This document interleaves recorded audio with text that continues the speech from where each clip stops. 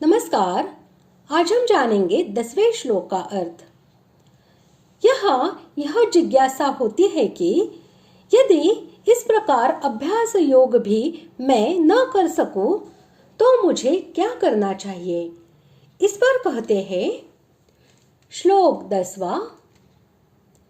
अभ्यासेऽप्यसमर्थोऽसि मत्कर्म परमो भव मदर्थमपि कर्माणि कुर्वन् सिद्धिमवाप्स्यसि।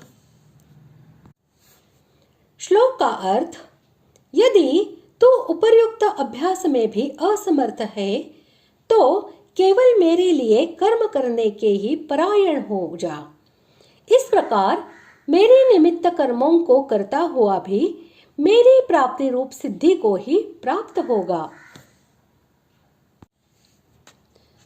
यदि तू अभ्यास में भी असमर्थ है, इस कथन से भगवान ने यह भाव दिखलाया है कि यद्यपि तुम्हारे लिए वस्तुतः मन लगाना या उपर्युक्त प्रकार से अभ्यास योग के द्वारा मेरी प्राप्ति करना कोई कठिन बात नहीं है, तथापि यदि तुम अपने को इसमें असमर्थ मानते हो तो कोई बात नहीं है।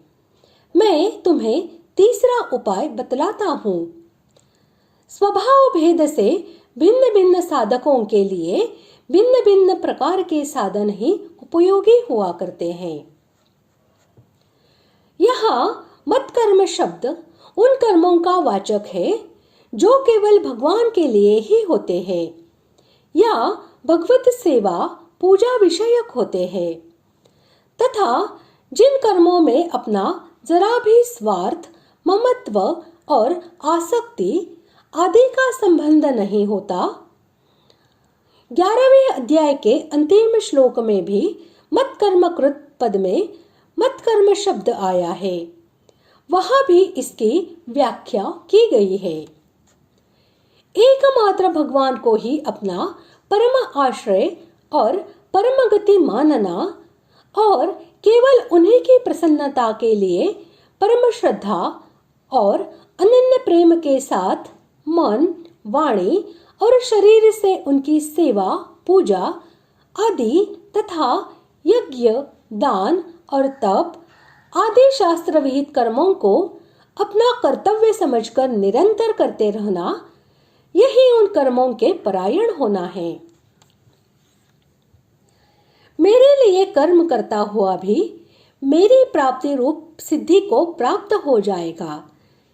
इस वाक्य से भगवान ने यह भाव दिखलाया है कि इस प्रकार कर्मों का करना भी मेरी प्राप्ति का एक स्वतंत्र और सुगम साधन है। जैसे भजन ध्यान रूपी साधन करने वालों को मेरी प्राप्ति होती है, वैसे ही मेरे लिए कर्म करने वालों को भी मैं प्राप्त हो सकता हूँ। अतएव मेरे लिए कर्म करना पूर्वोक्त साधनों की अपेक्षा किसी अंश में भी निम्न श्रेणी का साधन नहीं है। अपनी प्राप्ति के लिए भगवान साधक से इतने ही अपेक्षा रखते हैं कि वह अपनी पूरी योग्यता, सामर्थ्य आदि को मेरी प्राप्ति में लगा दे, अर्थात अपने पास बचाकर कुछ न रखे और इन योग्यता, सामर्थ्य आदि को अपना भी न समझे। इस प्रकार आज हमने 10वें श्लोक का अर्थ जान लिया है। अगले भाग में जानते हैं 11वें श्लोक का अर्थ। धन्यवाद।